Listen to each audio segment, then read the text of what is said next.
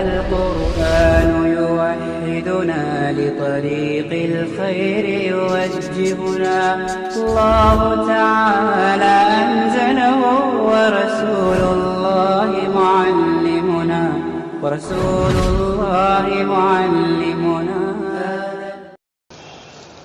السلام علیکم ورحمۃ اللہ وبرکاتہ.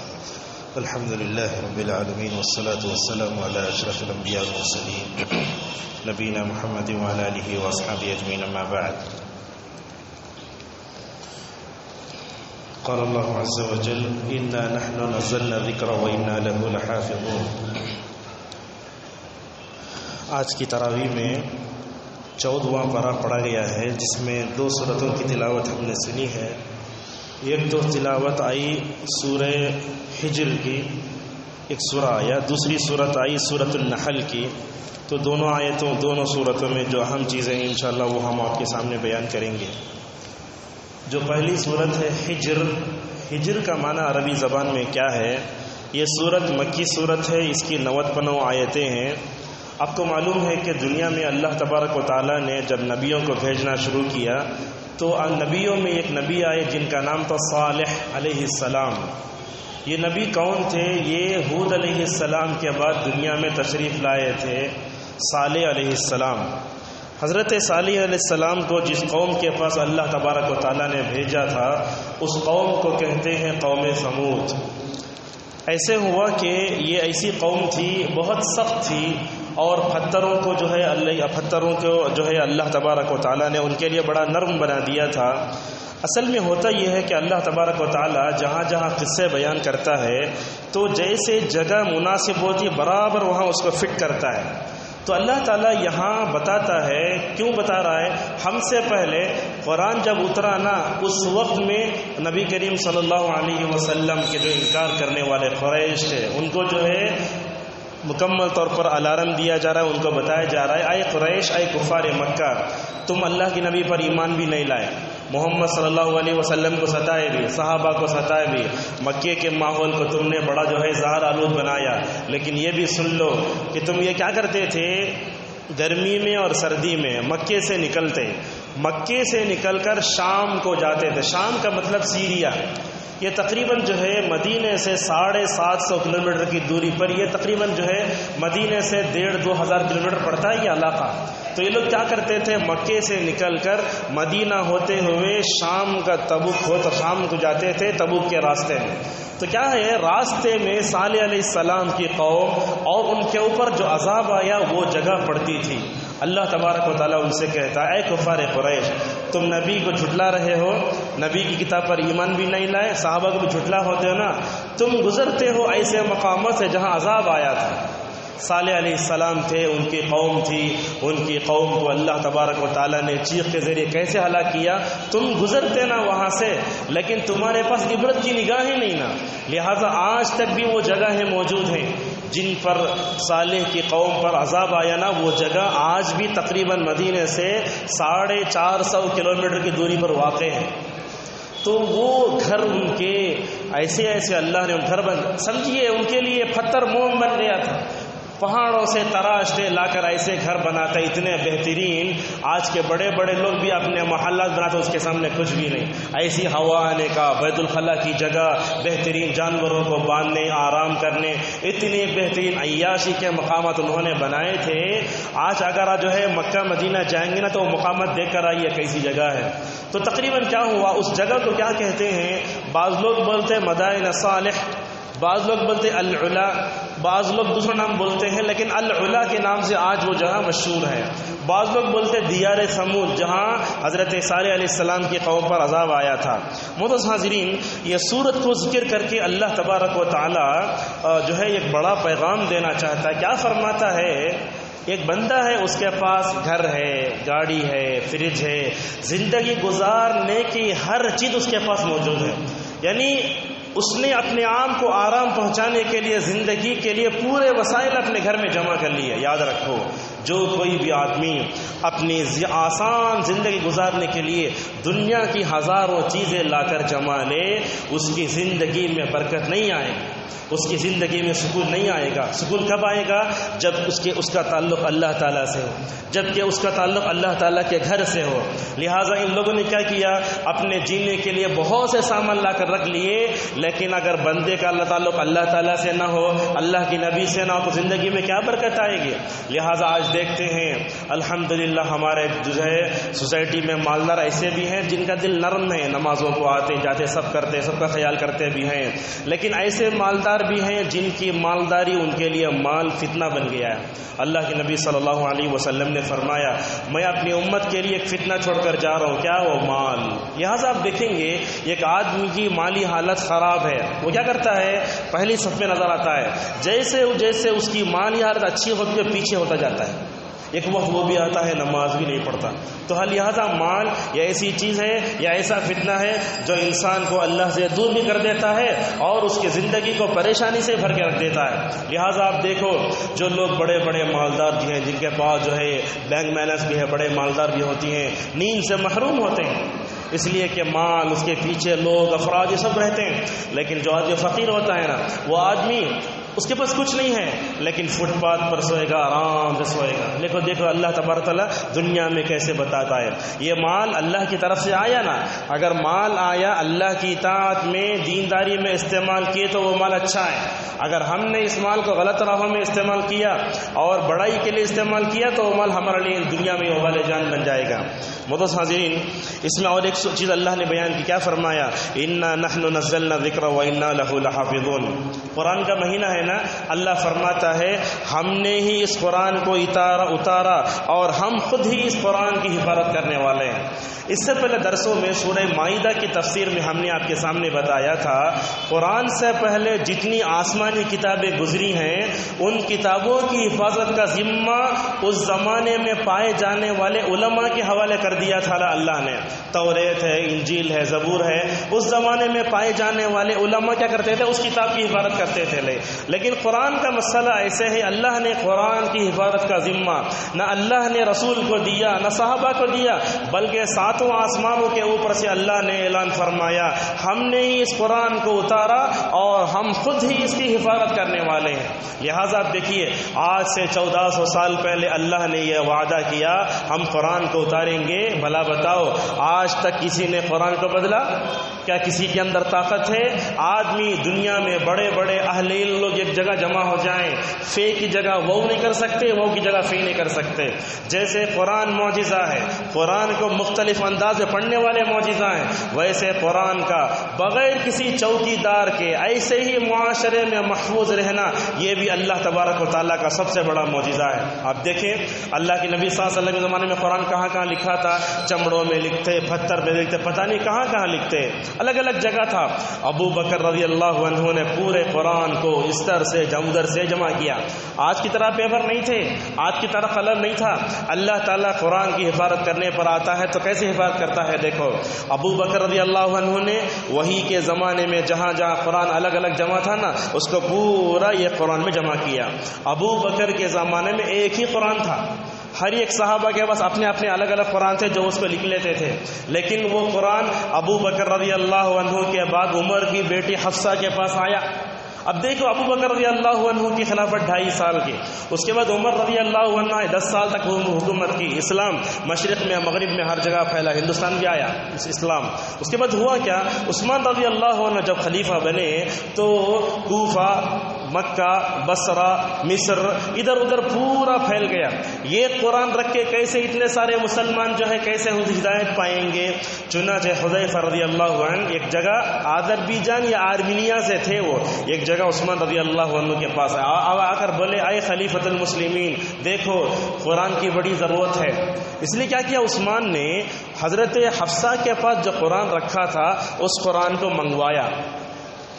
منگوا کر اس کے 10 حصے بنائے، 10 اس کے تقریباً پیس بنائے، اس کے 10 پرنٹ کیا اس کو۔ ٹھیک ہے، قرآن عرب کے 7 لہجوں میں اترا تھا۔ اب حضرت عثمان رضی اللہ عنہ کو یہ پریشانی شروع ہو گئی، اگر اللہ کے نبی پر عرب کے قبائل کے لحاظ سے 7 لہجوں میں قرآن اترانا، اگر امت کو ایسے ہی چھوڑ دیا تو امت اختلاف کرے گی۔ آج خود دیکھو یہ حنفی، شافعی، حنبلی، مالکی کو لے کر مسائل میں کتنا اختلاف ہے۔ اگر شاید عثمان رضی اللہ عنہ اگر یہ اختلاف نہ مٹاتے پتہ نہیں امت میں کتنا اختلاف ہوتا. کیا کیا؟ 6 لہجوں کو مٹا دیا. 6 لہجوں سے تعلق رکھنے والے قرآنوں کو جلا دیا حضرت عثمان رضی اللہ عنہ نے. ایک لہجہ باقی رکھا. وہ کس کا لہجہ؟ حضرت قریش کی زبان. قریش کی زبان، نبی کریم صلی اللہ علیہ وسلم کی قبیلے کی زبان. کہا اکتبوہ بلسان قریش. قریش کی زبان سب سے فصیح زبان جس سے نبی کریم صلی اللہ علیہ وسلم کا تعلق تھا. تو کیا کیا؟ قریش کی زبان پر باقی رکھ کے اس کے 10 حصے بنا کے پورے جو ہے مسلم ممالک میں اس کو پھیلائے. دیکھو اللہ قرآن کی حفاظت کیسے کرتا ہے. ابو بکر نے اس کو جمع کیا، حضرت عثمان نے اس کو جمع کیا. اور اب دیکھتے ہیں ایک وقت ایسا بھی تھا قرآن میں زبر زیر بھی نہیں تھا. آج ہم پڑھتے ہیں نا زبر زیر، اولئک الذین، یہ نہیں تھا. یہ لگانے والے کون؟ حجاج بن یوسف رحمۃ اللہ علیہ. حجاج بن یوسف اگرچہ ہزاروں سینکڑوں صحابہ کو قتل کرنے والے، لیکن اللہ تبارک و تعالیٰ نے ان سے ایک بڑا کام لیا. کیا کیا انہوں نے؟ قرآن کو اعراب لگایا. اگر یہ اعراب نہ لگاتے تو ہمارے لیے پڑھنا کتنا مشکل ہو جاتا. اور دیکھتے جاؤ اللہ تبارک و تعالیٰ قرآن کی حفاظت کیسے کرتا ہے. اگر یہ دنیا میں حفاظ نہ ہوتے تو کیا حال ہوتا. دیکھتے ہیں حفاظ کتنے آتے ہیں، حافظ پر حافظ. دنیا کے سب سے پہلے حافظ جبریل علیہ السلام، اس کے بعد نبی کریم صلی اللہ علیہ وسلم، ابو بکر، عثمان، علی، یہ پورے خلفاء. اور ایک جنگ میں ایسے ہوا 70 حفاظ صحابہ کو لے جا کے کفار مکہ نے دھوکے سے قتل کر دیا. ایسے ہی واقعہ پیش آیا. تو بہرحال ہم یہ بتانا چاہتے ہیں ابو بکر کے زمانے میں، عثمان کے زمانے میں قرآن کی حفاظت ہوتے ہوتے آئی، اور آج بھی یہ قرآن جو ہے لوگوں کے سینوں میں زندہ ہے. اللہ اسی کی طرف اشارہ کرتا ہے سورہ عنکبوت میں، بل ہوا آیات بینات فی صدور الذین اوتوا العلم. معزز حاضرین، ہم آپ کو ایک واقعہ سناتے، غور سے سنیے. لندن میں ایک انگریز آج سے پتہ نہیں کتنے سال پہلے اس نے یہ تہیہ کر لیا تھا کہ میں قرآن کو مٹا کے رکھ دوں گا. کتنا ناپاک سازش تھی. اس نے کیا کیا؟ ہر طرف سے، مدارس سے، مساجد سے، پوری طرف سے اس نے قرآن کو جمع کرنا شروع کیا. تو جاتے جاتے ایک لندن میں اس وقت شعبہ حفظ کا جو مدرسہ تھا، اس مدرسے کے ایک شعبہ حفظ کے استاد کے پاس گیا. جا کر بولا دیکھو تمہارے پاس جتنے قرآن ہیں پورے میرے پاس لاؤ، تمہیں جو قرآن پڑھتے ہیں وہ بھی میرے پاس لاؤ. کیوں لاؤ؟ تاکہ میں اس کو جلا کے ختم کر دوں. اس شعبہ حفظ میں پڑھانے والے استاد نے بھی بڑا کمال کر دیا. کیا حاضر جوابی تھی اس کی. اس نے کہا دنیا کے سارے قرآنوں کو جمع کر لو، لیکن میں تم کو بتاتا ہوں اللہ نے قرآن کو قیامت تک کے لیے معجزہ کر کے رکھ دیا ہے. چنانچہ ایک بچے کو بلا کے کہا اس آدمی کے سامنے پڑھ کر سناؤ. وہ طالب علم جب جو ہے اس کے سامنے کھڑے ہو کر پڑھنے لگا تو وہ ہکا بکا ہو کر رہ گیا. تو قرآن کو مٹانے کے لیے دنیا ایک چوٹی کا زور لگا لے، لیکن امت کے علماء اور حفاظ کے سینے میں قرآن انشاءاللہ قیامت تک محفوظ رہے گا. یہ قرآن کو مٹانے کے لیے، اس کی آب و ریزی کرنے کے لیے، اس کی تقدس کو پامال کرنے کے لیے واٹس ایپ پر دشمنان اسلام میسیج چھوڑتے رہتے ہیں. تو لیکن اس کی طرف توجہ نہ دو. ہم قرآن آ گیا نا، اس پہ عمل کرنے کی مکمل طور پر کوشش کرو. معزز حاضرین، یہ سن کر بھی آپ کو بڑا تعجب ہوگا. حذیفہ رضی اللہ عنہ کہتے ہیں اللہ کے نبی صلی اللہ علیہ وسلم نے فرمایا قیامت کے قریب میں اللہ تبارک و تعالیٰ قرآن کو بھی اٹھا لے گا. قرآن کو اٹھا لے گا تو امت کے پاس کیا ہوگا؟ لوگوں کے سینوں سے اٹھ جائے گا قرآن، ہر جگہ سے اٹھ جائے گا. اس حدیث کے الفاظ ہے ایک ہی رات میں اٹھ جائے گا قرآن. جب قرآن اٹھ جائے گا تو دنیا میں کیا خیر باقی رہے گا. اب دنیا میں قرآن ہے، قرآن پر پڑھنے والے علماء ہیں، حفاظ ہیں، تفسیر پڑھنے والے ہیں، دنیا میں خیر باقی ہے. اگر قرآن اٹھ جائے تو دنیا میں کیا خیر باقی رہے گا. معزز حاضرین، اس صورت میں اللہ نے اور ایک بات بتائی، کہا جہنم کے 7 دروازے ہیں اور جنت کے 8 دروازے ہیں. یہ ہمیں یاد رکھنا چاہیے. کہا لہا 7 ابواب، اس کے لیے 7 دروازے ہیں جہنم کے، اور جنت کے 8 دروازے ہیں. اب یہ جہنم کے 7 اور جنت کے 8 دروازے اللہ نے جو بنائے، اس کے بارے میں نہ سوال کر سکتے نہ حکمت پوچھ سکتے، لیکن پھر بھی علماء نے بتایا ہے کیونکہ اللہ کی رحمت اس کے غصے پر غالب ہے، اسی لیے اللہ تعالیٰ نے جنت کے 8 دروازے رکھ کر جہنم کے 7 دروازے بنائے. بعض علماء نے یہ لکھا ہے. معزز حاضرین، جنت کے 8 دروازے یہ کھلتے ہیں جیسے انسان وضو کرتا ہے، دعا پڑھتا ہے، جنت کے 8 دروازے کھول دیے جاتے ہیں۔ اسی طریقے سے اللہ کے نبی صلی اللہ علیہ وسلم نے فرمایا جو عورت روزہ رکھتی، نماز پڑھتی، زکوٰۃ دیتی اور اپنے بیوی کی اپنے شوہر کی اطاعت کرتی ہے نا، قیامت کے دن اس کو جنت کے 8 دروازوں سے بلایا جائے گا۔ کتنی بڑی فضیلت نبی کریم صلی اللہ علیہ وسلم نے بیان فرمائی ہے۔ اسی طریقے سے اس آیت میں، اس صورت میں اللہ نے اور ایک بات بتائی، کیا کہا؟ اللہ تعالیٰ کے جو صفات ہیں 2 طرح کے ہیں۔ کچھ صفات ایسے ہیں، رحمت ہے، نبی عبادی انی انا الغفور الرحیم، اللہ تعالیٰ غفور الرحیم بھی ہے، ساتھ میں یہ بھی ہے وان عذابی هو العذاب العلیم، میرا عذاب بھی بڑا سخت ہے۔ لہٰذا ایک آدمی گناہ کرتا ہے، گناہ کرنے کے بعد جو ہے توبہ کرتا ہے تو اللہ تعالیٰ اس کے لیے غفور الرحیم ہے۔ اگر کوئی آدمی گناہ کرتا ہے اور وہ توبہ نہیں کرتا، اللہ کہتا ہے میں اس کے لیے جو ہے میرا عذاب دردناک عذاب ہے۔ لہٰذا اللہ تعالیٰ کی ان دونوں صفتوں کو اپنے زندگی میں لے کر بیلنس سے چلو۔ اگر غفور الرحیم ہے بول کر اگر جو ہے گناہ کی دلدل میں پھنس گئے تو یہ بھی مشکل، اگر اللہ تعالیٰ بڑا عذاب دیتا ہے سمجھ کر اس کی گناہوں سے مایوس ہو گئے تو مشکل۔ اسی لیے علماء کہتے ہیں یہ خوف اور امید پرندے کے دونوں پروں کی طرح ہے۔ کیسے؟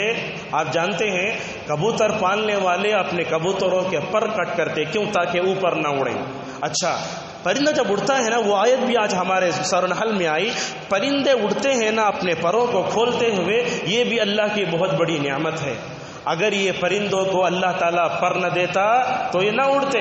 اسی طریقے سے یہ ہوائی جہاز بھی اپنے دونوں پروں کے ذریعے اڑتے ہیں، لہٰذا ہوائی جہاز کا سفر ہتھیلی میں جان کی طرح ہے۔ لیکن انسان کی بڑی جو ہے عجیب فطرت ہے، جتنا اوپر اڑتا ہے نا عرش والے سے قریب ہونے کے بجائے اتنا ہی وہ مستی کرتا ہے۔ بڑی عجیب بات ہے، شراب پینا اور بے حیائی کرنا، پتہ نہیں کیا کیا جو ہے فلائٹ میں ماحول ہوتا ہے۔ لہٰذا آپ فلائٹ میں اڑو، عمرے کو جاؤ، حج کو جاؤ، کائنات میں اللہ تبارک و تعالیٰ کی جو ہے نشانیوں کو دے کر اس سے قریب ہو جاؤ، اور یہ کہو پروردگار اگر اس کو تو نہ تھامتا دنیا کی کوئی اور ذات اس کو نہیں تھامتی، مکمل طور پر اس کی طرف توجہ دو۔ تو لہٰذا یہ بات اللہ نے بیان کی کہ میری رحمت بھی ہے اور ساتھ میں میرا عذاب بھی دونوں ہے۔ تو کیا کیا ہے امام احمد نے؟ خوف بھی ہے، امید بھی ہے۔ یہ پرندے کے دونوں پروں کی طرح ہیں۔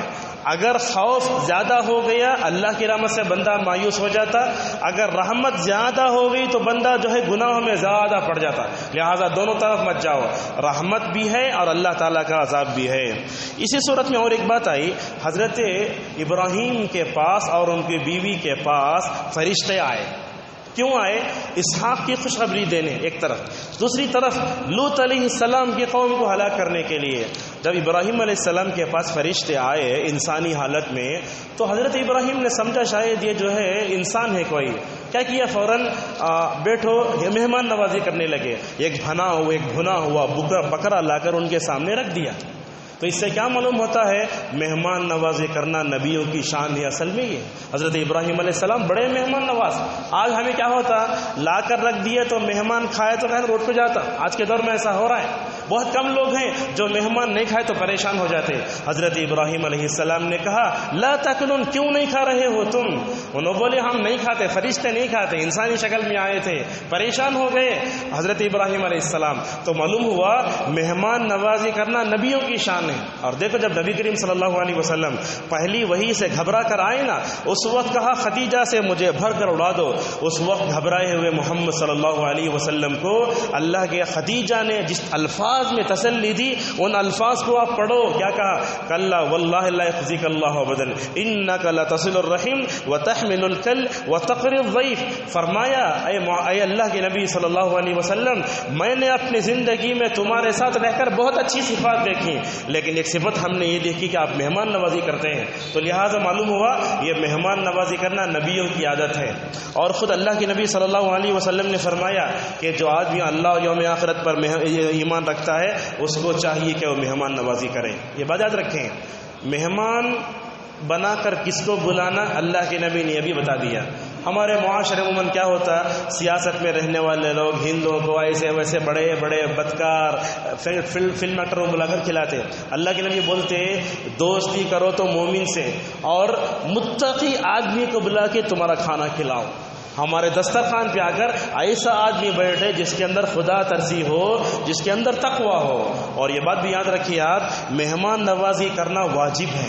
اگر کوئی آدمی ہمارے ہاں آ گیا یا ہم کسی کے ہاں مہمان بن کے چلے گئے تو مہمان کو زحمت مت سمجھو، بلکہ مہمان تو ہمارے لیے رحمت کا باعث ہوتے ہیں. اللہ کے نبی صلی اللہ علیہ وسلم بڑے مہمان نواز. اور عرب میں آپ دیکھیں گے، مثلا آپ سمجھو آپ یہاں کھانا کھا رہے ہیں، آپ وہاں سے گزرو، ایک نوالا کھا کر ہی جانا ہوگا آپ کو. مہمان نواز آج بھی عرب میں بڑی مہمان نوازی ہے. تھوڑی چائے تو پلائیں گے، ایک کھجور تو دیں گے، اتنی مہمان نوازی ہوتی ہے. اور مہمان نوازی کے آداب میں ایک ادب یہ ہے، اگر کوئی یہ کہتا ہے کہ ہم تمہارے گھر کو مہمان بن کے آتے تو آپ اس کا ویلکم کیجئے. آج کل کیا ہوتا ہے، موبائل کا زمانہ، ہم کہیں رہتے بولتے ہم آپ کے گھر کو مہمان بن کے آنا تھے تو بولتے ہم ذرا سٹی سے باہر رہیں. مہمان نوازی نہیں کرتے، جھوٹ بولتے لوگ. لہٰذا مہمان کو زحمت مت سمجھو، رحمت سمجھو. اور مہمان جب آتا ہے نا، وہ اپنا رزق اپنے ساتھ لاتا ہے لیکن تمہارے حق میں دعا کر کے جاتا ہے. یہ بہت اہم ہے. مہمان آتا ہے نا، وہ اپنا کھانا اپنے ساتھ لاتا ہے لیکن تمہارے حق میں دعا کر کے جاتا ہے. کیا دعا ہے؟ اللہم بارک لہم فیما رزقتہم واغفر لہم وارحمہم. جس کو کھانا کھلاتے نا وہ دعا پڑھتا، پروردگار کھانا تو میں اس کا کھایا نا، اس کے تو کھانے میں برکت دے، اس پر رحم کر. دیکھیے رحم، اور اس کے لیے تو مغفرت کر فرما دے. تو یہ رمضان کا مہینہ ہے، ہم مہمان نوازی کریں. کوئی آدمی ہم کو افطار میں یہ کھجور بھی دے، یہ گھونٹ پانی بھی پلائے، دعا پڑھو. افطر عندکم الصائمون واکل طعامکم الابرار وصلت علیکم الملائکہ. تو لہٰذا مہمان جو آدمی جاتا ہے اس کو چاہیے کہ میزبان کے حق میں دعا پڑھے. اللہم اطعم من اطعمنی واسقی من سقانی. ان دعاؤں کا مکمل طرح اہتمام کرنا چاہیے. حاضرین، آگے اور دو باتیں بتاتے ہیں. اللہ کے نبی صلی اللہ علیہ وسلم جب تبوک کی طرف گئے تھے، اس سے پہلے بتایا تھا گرمی کے دنوں میں، تو اللہ کے نبی صلی اللہ علیہ وسلم مدینے سے نکلے.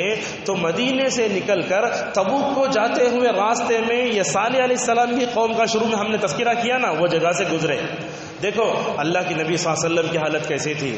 جیسے ہی گزر رہے ہیں تو آپ صلی اللہ علیہ وسلم نے اپنے صحابہ سے فرمایا، اے صحابہ کی جماعت، دیکھو تم جہاں سے گزر رہے ہو نا، یہ جگہ وہ ہے جہاں صالح علیہ السلام کی قوم پر عذاب آیا تھا.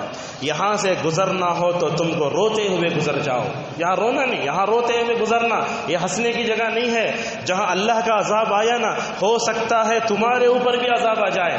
لہذا روایتوں میں آتا ہے اللہ کے نبی صلی اللہ علیہ وسلم جیسے ہی مقامات کو پہنچے، اپنے اونٹنی کو آپ نے تیز کر دیا. منحوس جگہ ہے، کیوں؟ اس لیے کہ اللہ کا عذاب آیا تھا وہاں. اچھا، بعض صحابہ کرام نے کیا کیا تھا؟ اس عذاب شدہ جگہ کے پانی سے اٹھا کر آٹا کلا لیا تھا.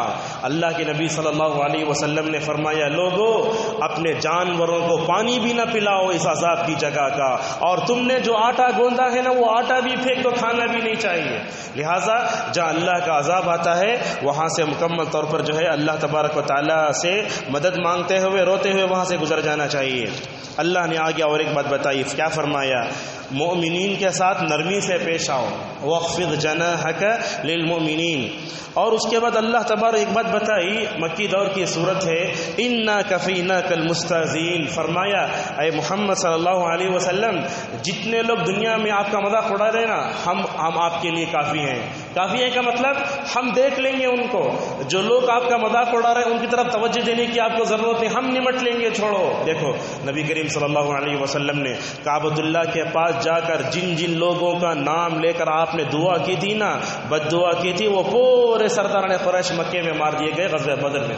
اور اللہ کے نبی صلی اللہ علیہ وسلم کا چچا ابو لہب اور ان کی بیوی، یہ ابو لہب کیا کرتا؟ جینٹس میں کام کرتا، اس کی بیوی ام جمیل لیڈیز میں کام کرتی. اللہ تبارک و تعالیٰ نے اس کا اتنا برا انجام کیا، جب اس کے بیٹے لے جا کر اس کو دفن کرنے لگے تو زمین بھی اس کو قبول نہیں کرتی تھی.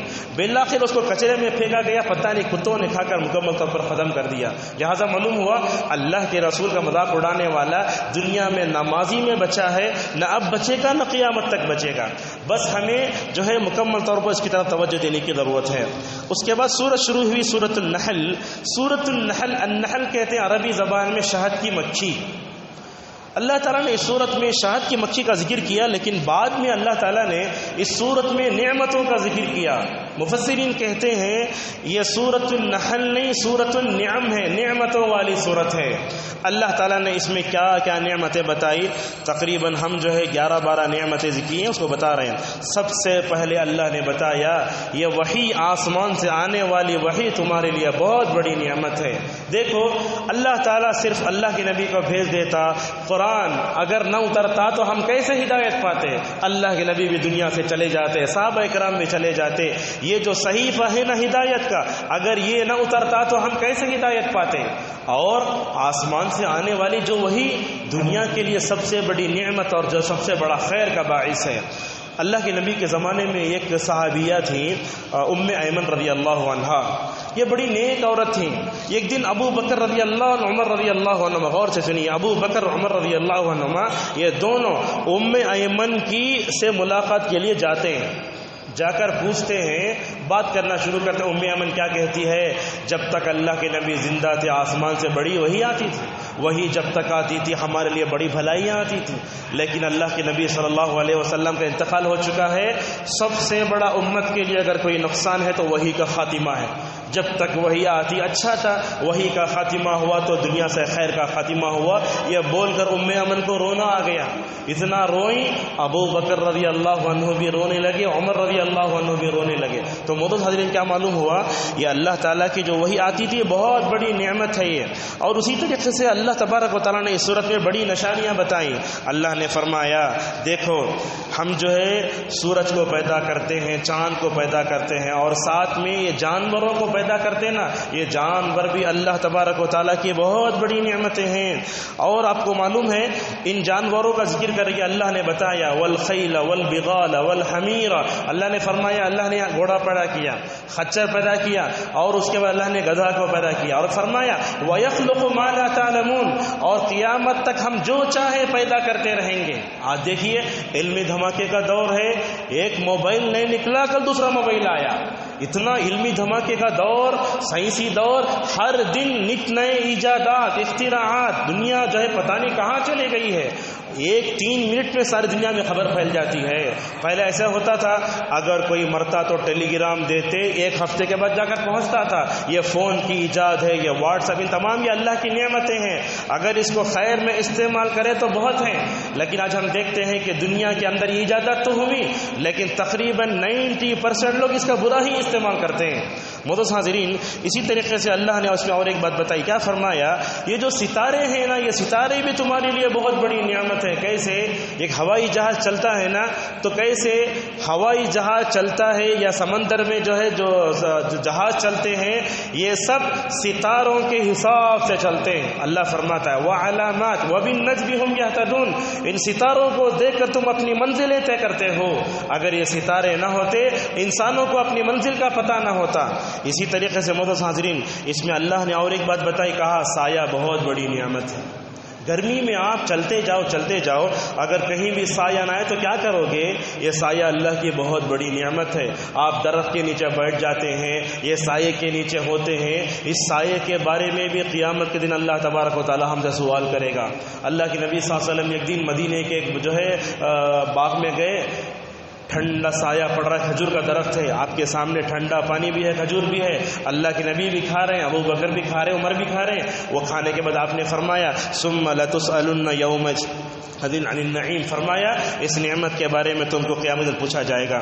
اسی طریقے سے اس صورت میں اللہ نے بتایا بیٹی بھی اللہ کی بہت بڑی نعمت ہے۔ بیٹا اللہ کی نعمت ہے ہی، بیٹی بھی اللہ کی بہت نعمت ہے۔ اور اللہ نے اس میں یہ بتایا جاہلیت میں بیٹی پیدا ہوتی تو باپ کا چہرہ بڑا آزردہ ہو جاتا تھا، آج بھی ہے۔ ہسپتالوں میں جا کر دیکھو، جو لوگ بیٹی کو نعمت اور رحمت نہیں سمجھتے، آج بھی پیدا ہونے کے بعد بیٹی کو ہلاک کرنے والے جاہل اس دنیا میں موجود ہیں، نعوذ باللہ من ذالک۔ ایسے ہوتا تھا، لڑکیوں کو زندہ درگور کرتے تھے، لڑکی پر بڑا ظلم ہوتا تھا، لیکن اسلام نے آ کر بتایا کہ بیٹی اللہ کی بہت بڑی نعمت ہے۔ اسی طریقے سے اللہ نے اس صورت میں بتایا جانور، اس کا دودھ بھی بہت بڑی نعمت ہے۔ آج ہم دیکھیے شہروں میں تو پیکٹ کا جو دودھ ملتا ہے شاید وہ پاؤڈر سے بنایا جاتا ہے کسی طریقے سے، لیکن دیہاتوں میں جو دودھ ملتا ہے نا وہ بہت بڑی نعمت ہے. اس کے اندر جو مسکا ہوتا ہے، گھی ہوتا ہے، اس کو پینے سے انسان کی جو صحت بنتی ہے شاید شہر میں رہنے والوں کی صحت نہیں بنتی. لہٰذا اللہ نے جو ہے جانوروں اور ان سے نکلنے والے دودھ کو بھی جو ہے مکمل طور پر اللہ کی نعمت بتائی. آج کے درس کی آخری چیز سنیے، ہم جس کو بتایا کہ شہد بھی اللہ کی بہت بڑی نعمت ہے.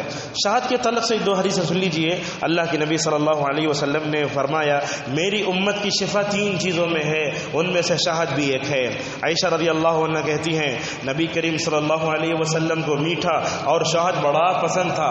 اور ایک روایت میں آپ نے فرمایا لوگوں 2 شفا دینے والی چیزوں کو لازم پکڑو، ایک تو قرآن، دوسرا شہد. اللہ کیا فرماتا ہے فیہ شفاء للناس، شہد میں مسلمانوں کے لیے نہیں بلکہ سب کے لیے شفا ہے. اسی لیے آپ دیکھیں گے رقیہ کرنے والے جب جھاڑ پھونک کرتے نا زیتون کا تیل بھی منگاتے، شہد بھی منگاتے، اس پر جھاڑ پھونک کرنے سے بڑا فائدہ ہوتا ہے. معزز حاضرین، شہد کے بڑے فائدے 2-3 فائدے ہم آپ کے سامنے بتاتے ہیں. شہد سردی میں، زکام میں، بلغم کے لیے بڑا عمدہ ہے. ہمارے گھروں میں کیا ہوتا ہے تھوڑا سا اگر بچے کو سردی ہو گئی تو فوراً اس کو انگریز دوائیں پلاتے ہیں. یہ کر سکتے آپ، لیکن گھریلو علاج بھی کرو. اللہ کے نبی صلی اللہ علیہ وسلم نے جس میں شفا بتائی نا اس پر ہمیں بھروسہ نہیں ہوتا، ڈاکٹروں کی دواؤں پر بھروسہ ہوتا ہے. لہذا گھریلو علاج عورت جان کر رکھے، مرد بھی جان کر رکھے. شہد، کالی مرچی اور اسی طریقے سے اس میں کلونجی کا تیل یا کلونجی کے بیج خود استعمال کریں گے نا یہ خود سردی کے لیے بہت بڑا جو ہے شفا ہے. اسی طریقے سے پیٹ کے درد کے لیے بھی شہد میں بہت بڑا شفا ہے. ایک صحابی ان کو جو ہے قے شروع ہو گئے، پیٹ میں درد ہو کر. 2 بھائی تھے، ایک بھائی کو شکایت ہو گئی، ایک بھائی فوراً نبی کریم صلی اللہ علیہ وسلم کے پاس آئے. آپ نے فرمایا جا کے شہد پلاؤ. وہ گئے شہد پلائے. 2 بار آئے، 3 بار آئے. فرمایا یا رسول اللہ شہد پلاتا ہوں پیٹ کا درد کمیش نہیں ہو رہا ہے. تو آپ صلی اللہ علیہ وسلم بولتے اس کے پیٹ میں غلاظت ہے. ایک یعنی تو شہد جتنی مقدار میں پلانا تھا اتنا نہیں پلا، اس وجہ سے شہد جو ہے شفا نہیں ہو رہی ہے. لہذا اس کی طرف بھی توجہ دیں. اسی طریقے سے زخم کو جلد سکانے میں بھی شہد پیدا دیتا ہے. اور طاقت مردوں کو، عورتوں کو، بچوں کو. عرب کے ناشتے میں تو شہد ابھی بھی استعمال ہوتا ہے. اسی طریقے سے حاضرین جراثیم سے حفاظت، اور اسی طریقے سے پیٹ کی بیماریوں کے لیے حفاظت اور دانتوں کی مضبوطی. پتہ نہیں کیا کیا لکھا علماء نے. اور خصوصاً جگر اور معدے کی جو بیماریاں ہوتی ہیں نا، جگر کو، معدے کو بیماریوں سے پاک کرنے کے لیے بھی شہد شفا ہے.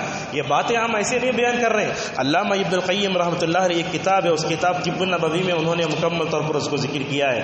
معزز حاضرین، اس صورت میں اللہ نے اور جو بیان فرمایا بیوی، بچے، خادم، پوتے، نواسے، پڑ پوتے، یہ سب اللہ کی نعمت ہے. ایک آدمی دادا نانا بنتا ہے نا، اپنے گھر میں چھوٹے بچے آتے ہیں ان تمام کو اپنی نعمت سمجھو. اسی طریقے سے اللہ نے فرمایا تم اپنے ماں کے پیٹ سے نکلے تم جاہل تھے، میں بھی جاہل، آپ بھی جاہل. اللہ نے اس جہالت کو ختم کرنے کے لیے 3 چیزیں دی. کیا کیا چیزیں؟ وَجَعَلَ لَكُمُ السَّمْعَ، اللہ نے کان دیا، اللہ نے آنکھ دی، دل دیا. ان تینوں کے ذریعے تم جہالت سے نکل سکتے ہو. اسی طریقے سے معزز حاضرین اس صورت میں اللہ نے یہ بیان فرمایا ہے گھر، یہ چمڑا جانوروں کا یہ بھی بہت بڑی نعمت ہے. سردی آتی ہے جرکن بناتے نا اسکن سے، وہ بھی بہت بڑی نعمت ہے. چمڑے کے شو پہنتے، ہمارا تلوا صاف رہتا ہے، یہ سب اللہ کی بہت بڑی نعمتیں. لباس، اگر یہ لباس نہ ہوتا تو ہم کیا کرتے؟ لباس فخر کے لیے نہیں بلکہ ستر پوشی کے لیے پہنا جاتا ہے. اس میں اور ایک بات بتائی، خوشگوار زندگی. خوشگوار زندگی کا مطلب میں وسائل زندگی پورے گھر میں جمع کر لوں، اگر میرے اندر اللہ کی اطاعت نہ ہو تو اس گھر میں خوشگوار زندگی نہیں آئے گی. خوشگوار زندگی کیسے آتی ہے؟ اللہ کی اطاعت کرنے سے، نماز پڑھنے سے، رسول صلی اللہ علیہ وسلم کی اطاعت کرنے سے. اس طریقے سے اور ایک بات بتائی، فرمایا یہ تم غذا کھاتے ہو نا، یہ غذا بھی بہت بڑی نعمت ہے. دیکھو الحمدللہ ہم کتنی بڑی نعمت پہ ہیں. ہم کتنے لوگوں کو دیکھتے ہیں، بڑے کو، بوڑھوں کو، بچوں کو کچرے کے پاس بیٹھ کر چن کر کھاتے ہیں. اللہ کا شکر ادا کرو، یہ تمام نعمت ہے. اور اسی طریقے سے امن ہے نا، یہ پیس بہت بڑی نعمت ہے. اگر امن نہ ہوتا ہم عبادت نہیں کرتے. بھلا بتاؤ ایک آدمی مسجد میں آیا، اس کے بارے میں معلوم ہوا اس کے پاس گن ہے، کوئی بھی نماز پڑھنے کے لیے تیار ہی نہیں ہوگا. تو یہ امن جو ملتی یہ بہت بڑی نعمت ہے اللہ تبارک و تعالیٰ کی. یہ امن اور غذا جس معاشرے سے اٹھ جائے اس معاشرے کی ہلاکت آ جاتی ہے. معزز حاضرین، جسے ہم نے آپ کے سامنے کہا یہ نعمتوں والی صورت ہے نا، نعمتوں والی صورت کا اختتام کو اللہ نے کیسے کمال سے ختم فرمایا. کہا یہ صورت کو شروع سے لے کر آخر تک پڑھو تم، لیکن آخری میں ابراہیم کا تذکرہ کر کے فرمایا اللہ نے اے مومنو ان تمام نعمتوں کو پا کر ویسے شکر کرو جیسے ابراہیم علیہ السلام شکر گزار بندے تھے. یہاں اور آگے اللہ فرماتا ہے شکر جیسے ابراہیم نے کیا نا ویسے حضرت نوح علیہ السلام نے بھی 950 سال تک شکر کیا تھا. نعمتوں پر شکر کرو گے کیا ہوگا؟ جو نعمتیں ہیں وہ باقی رہیں گی. شکر کرنے سے چھینی ہوئی نعمتیں بھی دوبارہ واپس لوٹ کر آ جائیں گی. اور آخری میں بتایا اسلام اللہ تبارک و تعالیٰ کی بہت بڑی نعمت ہے. یہ قرآن، یہ پیغمبر اسلام کی تعلیمات، یہ دعوت ہمارے لیے بہت بڑی نعمت ہے. یہ اسلام جو ہمارے پاس ہے نا، ہم خزانے کے سام بن کر نہیں بیٹھنا. ہم کیا کرنا؟ اسلام کی اس نعمت کو دوسروں تک پہنچانا چاہیے. اس لیے اللہ کہتا ہے ادعو الی سبیل ربک بالحکمہ. فرمایا اے محمد جب تم اللہ کی طرف بلاؤ گے تو کیسے بلانا؟ اچھی نصیحت سے بلانا، حکمت کے ساتھ بلانا. اگر کوئی آدمی تمہارے سے کسی چیز میں بحث کرتا ہے اخلاق اور ادب کے دائرے میں رہ کر مکمل طور پر بحث کرنا چاہیے. بہرحال یہ کچھ باتیں تھیں جو ہم بیان کرنا چاہتے تھے. اللہ تبارک و تعالیٰ سے ہماری دعا ہے کہ اللہ تعالیٰ ہمیں شہد کی اہمیت کو سمجھنے اور اس کے ذریعے شفا حاصل کرنے توفیق عطا فرمائے. جیسے ابراہیم اور حضرت نوح کے اندر جذب شکر تھا، اللہ تعالیٰ ہمیں بھی جو ہے اپنے اندر جذب شکر پیدا کرنے توفیق عطا فرمائے. معزز حاضرین، رمضان کے مہینے میں اللہ کی بہت نعمتیں ملتی ہیں. آپ نعمتوں کا شکر ادا کرو، انشاءاللہ بقیہ رمضان میں ہمارا بہت اچھا گزرے گا. وآخر دعوانا الحمدللہ رب العالمین.